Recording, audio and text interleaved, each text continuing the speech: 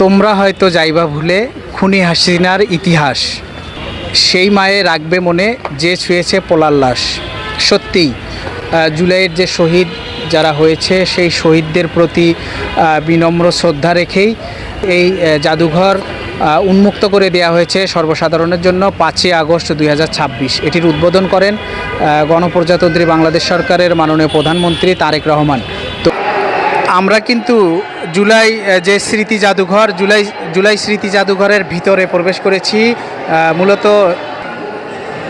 জুলাইয়ের সেই সময়ের যে দিনগুলো দেখছেন স্মৃতি হিসেবে কিন্তু রেখে দেওয়া হয়েছে। এখানে দেখতে পাচ্ছেন জুলাইয়ের যে আকাঙ্ক্ষা, জুলাইয়ের যে স্বপ্ন, সেই স্বপ্নের বাংলাদেশ বিনির্মাণ হোক এবং সে বাংলাদেশে যেন কোনো ঘুষ দুর্নীতি থাকবে না এবং কোনো প্রকার সহিংসতা থাকবে না, এমন একটি বাংলাদেশ গঠিত হোক এবং ইনসাফের বাংলাদেশ গঠিত হোক, এইটাই কিন্তু প্রত্যাশা করে এখনকার যে দলগুলো রয়েছে, বিএনপি, জামাত, এনসিপি সহ সকল দল মিলেমিশে সুন্দর একটি বাংলাদেশ উপহার দেবে। এটা কতটুকু চান?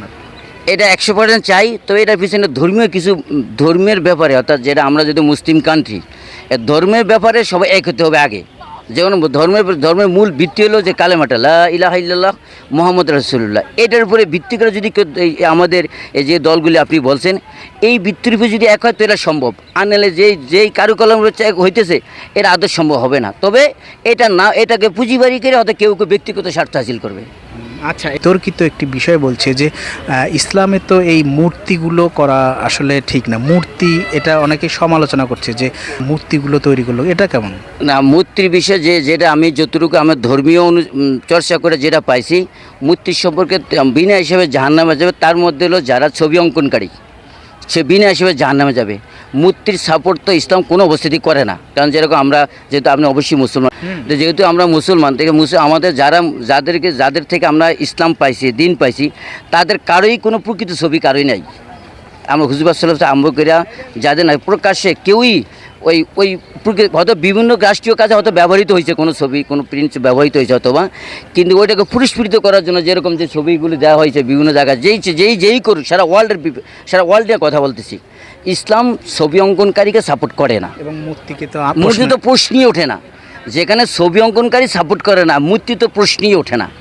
এই যারা এটাকে কোনো বৃহত্তর কোনো কামের স্বার্থে সাপোর্ট করতেছে, এটা তাদের ব্যক্তিগত মত, কিন্তু ইসলাম সাপোর্টের না। যে মূর্তিবাদে অন্যান্য যে আন্দোলন এবং বাংলাদেশ ইনসাফের বাংলাদেশ একটা আগামীতে ইনসাফ কায়েম হোক, সেটা তো চান, সেটাতে 100%। তবে এটা ব্যক্তি থেকে হবে, রাষ্ট্রীয়ভাবে হবে না। মানে ব্যক্তি থেকে রাষ্ট্র তৈরি হয়। যেমন আমাদের বর্তমানে ইসলাম নিয়ে যারা পরিচর্যা করতেছে, এরা চাইছে যে রাষ্ট্রীয়ভাবে ইসলাম কায়েম করার জন্য, ব্যক্তির দিকে না।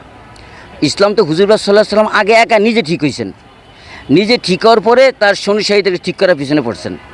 কিন্তু আমি নিজে ঠিক হই নাই, পুরো রাষ্ট্র ঠিক করার পিছনে লেগে গেছি। এটা সম্ভব না, না, এটা কখনোই সম্ভব না।